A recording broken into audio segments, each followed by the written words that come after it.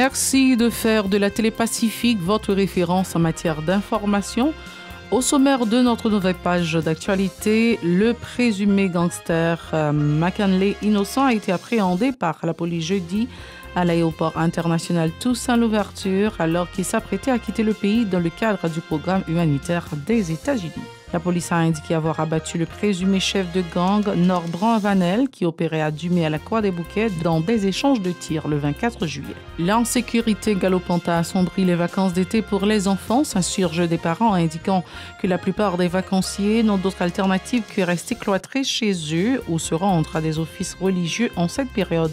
L'association des parents d'élèves n'appuie pas le débrayage de 3 jours des syndicalistes du transport en commun qui risquent de perturber les examens du baccalauréat et pénaliser les candidats. La journée internationale de la femme africaine, c'est le 31 juillet prochain. En prélude, le bureau de l'Organisation des jeunes pour les Nations unies d'Afrique en Haïti a lancé le 27 juillet à Bourdon un forum de 2 jours autour du thème « La question de l'identité culturelle afrodescendante et le problème de la dépigmentation de la peau en Haïti ». Restez branchés, les détails c'est tout de suite. Si vous jugez que cette vidéo est intéressante, n'hésitez pas à liker et partager la vidéo. Et surtout, n'oubliez pas de vous abonner à cette chaîne et activer la cloche de notification pour ne pas louper aucune de nos vidéos. Si vous nous rejoignez maintenant, vous êtes sur la Télé Pacifique, vous suivez Info Pacifique, le développement. Le présumé gangster McKinley Innocent a été appréhendé par la police jeudi à l'aéroport international Toussaint-Louverture alors qu'il s'apprêtait à quitter le pays dans le cadre du programme humanitaire des États-Unis. Il faisait l'objet d'un avis de recherche en raison de son implication supposée dans l'assassinat du policier Franzi aussi le 31 mai dernier.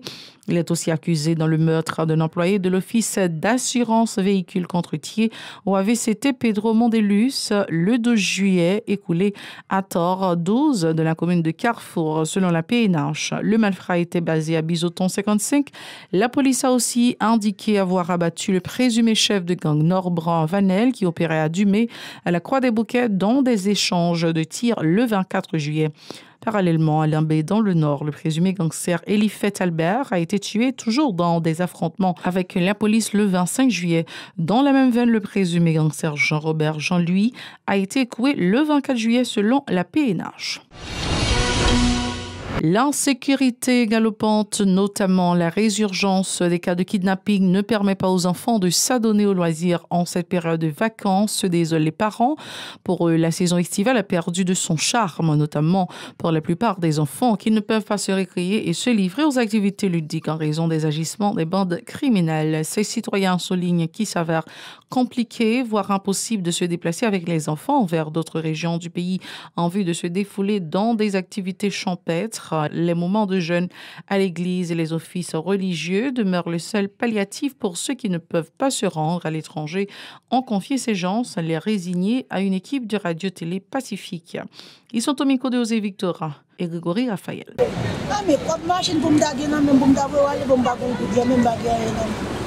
Si gros chef yo ta content on joue ta ba nous passer faut nous ta dit problème nous pour nous aller pour nous baguer ou bien même ça nous était que ta volonté soit faite pas que jouer nous là nous cacher au long point pas que jouer cacher non pas que jouer dans pas que jouer pas bien pas que pour acheter pour yo ou pas que pour acheter même un pour le chita là si on jeune petit bout de bas un petit bout de ça si vous ne savez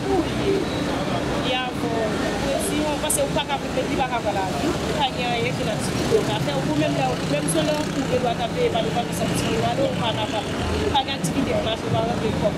Si vous ne parlez pas vraiment bon, vous avez dit que il n'y aura pas de possibilité de travail. Vous prenez les petits mouvements, c'est pour n'importe quelle façon, vous parlez avec une lésion. Là, vous avez fait des gens parler avec le problème pays sorti. Il va être pas d'avoir autant de on va obligé pas cacher le pays parce que tout journée la prend des bails dans la vie violente de cette école on obligé pas les gens liés c'est problème pays que des choses sont très à l'aise dans le pays on peut les sécurité on peut faire là on des écoles et comment que la calme mais même pour ce là on nous la on va pas de parents ça veut dire pays nous fait. Pour pallier la crise sécuritaire qui sévit au pays, les citoyens exhortent les autorités gouvernementales à adopter des mesures drastiques pour mettre hors d'état de nuire les gangs criminels. Tout le monde a le ras-le-bol de l'insécurité permanente, s'insurge ces gens qui dénoncent le laxisme de l'équipe au pouvoir face à l'ampleur de la situation. Ils sont toujours micro de Osé Victorin et Grégory Raphaël.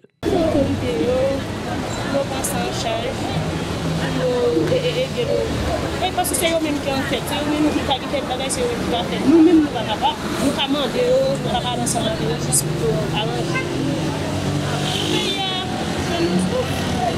Nous fonctionnons en vie. Mais qu'est-ce que ça me d'accord pour le pays a changé, c'est ça me dégage. Autre point de l'actualité, l'évacuation brutale des citoyens par la police devant les locaux de l'ambassade américaine continue de faire des bulles. Le bureau des avocats internationaux se dit indigné par ces brutalités.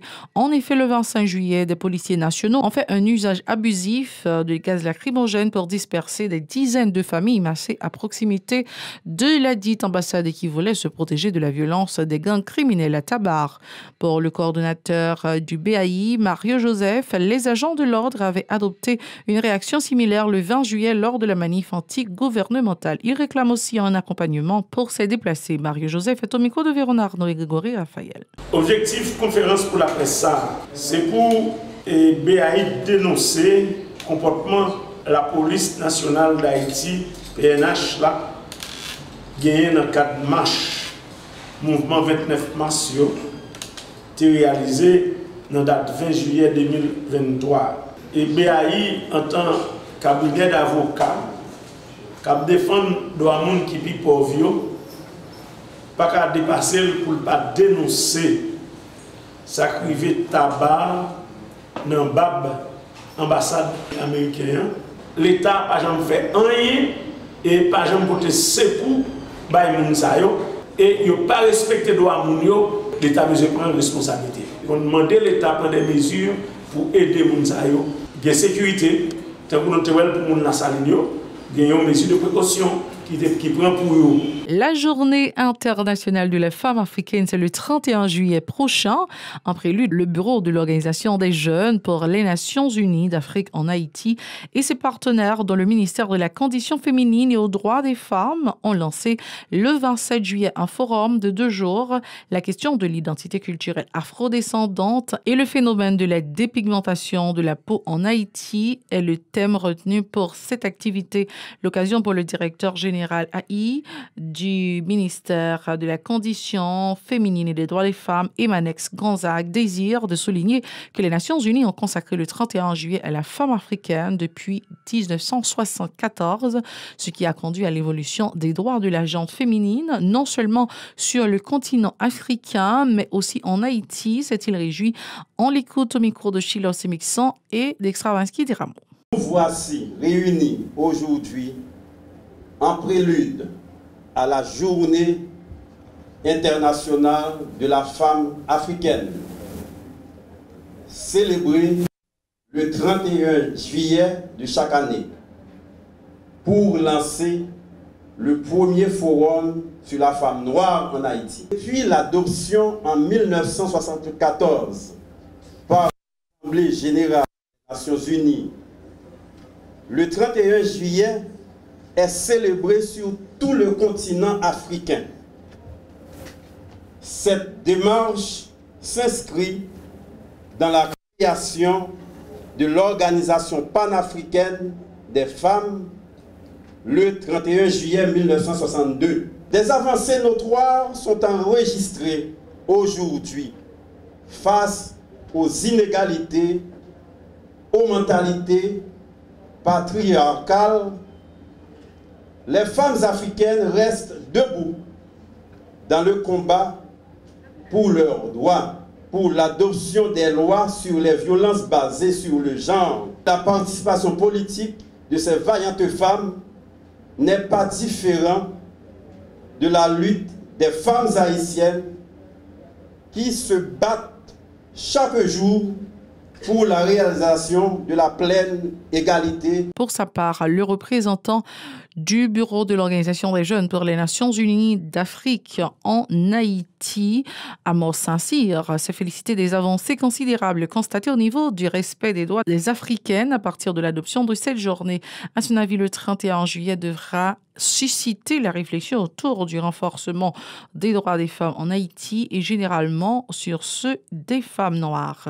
Il souligne que ces dernières se laissent influencer par des stéréotypes qui les portent à cultiver des complexes d'infériorité allant jusqu'à pratiquer la dépigmentation de la peau. Amos Saint-Cyr. Comme vous le savez, Haïti et l'Afrique, notre alma mater, ont des similitudes avérées tant au niveau culturel, mythique et historique. Depuis tantôt 43 ans, le monde célèbre chaque 31 juillet la Journée internationale de la femme africaine, JIFA, qui est l'occasion pour le mouvement de femmes africaines de faire le bilan sur les droits des femmes sur le continent. Contrairement à la Journée internationale des droits de la femme célébrée chaque 8 mars, la JIFA est peu connue. Cette date majeure est l'initiative de Dawa Keïta, une militante femme politique malienne ayant lutté pour que le 31 juillet est consacrée comme Journée internationale de la femme africaine.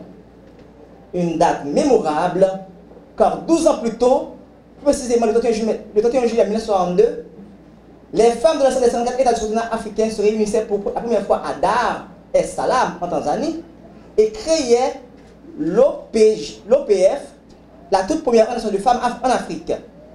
Le but de cette organisation était d'améliorer la condition des femmes en Afrique et favoriser leur émancipation. De cette date à aujourd'hui, de nombreuses avancées juridiques ont été adoptées pour protéger les femmes africaines, entre autres. Le protocole de Maputo adopté en 2003, l'Union africaine, la déclaration solennelle pour l'égalité des genres en Afrique adoptée en 2004, le protocole de la Charte africaine des droits de l'homme et des peuples adopté en 2016.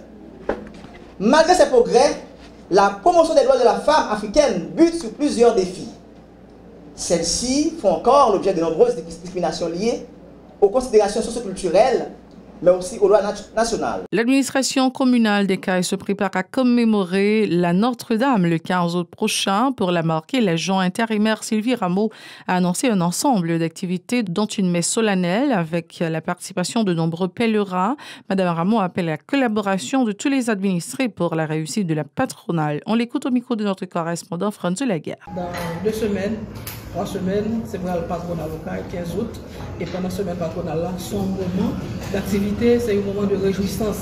Et dans ce sens-là, il y a plusieurs entités qui mettaient ensemble pour faire des activités. Et par rapport à toute idée qu'a véhiculée sur décentralisation, ça veut dire que ou même l'on zone, pour qu'on zone en charge, pour qu'on zone pas en main, pour non seulement pour faire des activités, mais au niveau de taxation, au niveau de prise en charge chaque zone. Parce que si nous retapons l'autre côté ville fait pour nous, nous allons dessus, gens ça passé dans l'autre année qui passait. Et dans ce sens, ça, nous féliciter, nous encourager toute initiative, donc côté tout groupe qui est la société civile là, tout opérateur culturel qui manifeste des bonnes volontés et ont déjà fait un pile entraînement, un pile bagage dans la cuisine. Et si ça fait nous tout acteur ça sur table aujourd'hui, nous allons présenter tout acteur ça bas société, bas pays, bas ville, bas monde qui nous non seulement pour eux même nous venir mettre main tout parce que une ville n'est pas donnée, une ville est construite. Vivre, c'est au cas construire.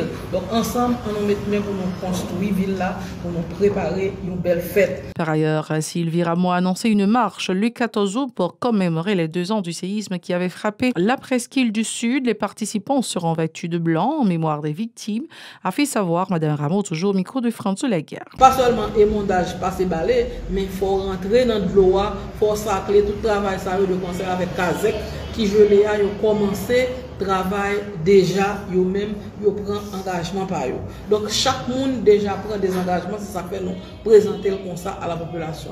Tout le monde qui vient l'église, yo connaît toujours l'église, job, possession, activité religieuse qui mène jusqu'à 15 août. Nous affiche balle qui dans la rue à tout, monde qui besoin de l'emballe, il y a besoin de grand balle pour y aller, mais faut ne pas oublier tout le 14, c'est séisme, c'est anniversaire date séisme. Et dans ce sens ça, au cas où oublier dit ça, après une marche qui a fait 6h du matin, qui a fait 4 chemins, qui a arrivé sur place là, pour nous déposer au GF Fleur et un message qui est pour nous capables de vivre puis bien. Parce que dans le département sud là, c'est au cas qui est plus qu'à écraser, c'est au cas qui est plus de monde mourir. Et plus de monde mourir, c'est parce que caille mal construit, quand il tombe sur eux. Donc c'est le moment pour nous envoyer des messages, pour nous construire bien, pour nous faire une marche en blanc et en silence. On appelle le 14 août au matin, 6 h du matin avant le soleil levé. De quoi pour 8h25 pour nous sous place là, pour nous faire un moment de recueillement et pour nous battre message là ensemble. Pour refermer cette édition, sachez que Jocelyn Villiers et Grégé Jean-Louis ont été nommés respectivement directeur général AI de l'autorité portuaire nationale APN et du Fonds d'entretien routier FER, selon un arrêté publié dans le journal officiel Le Moniteur en date du 26 juillet. C'est la toute fin de ce journal. Merci d'avoir été des nôtres. Restez branchés à la Télé Pacifique pour le reste de la programmation et vous connaissez déjà la formule. Soyez très prudents car les temps sont durs. Au revoir.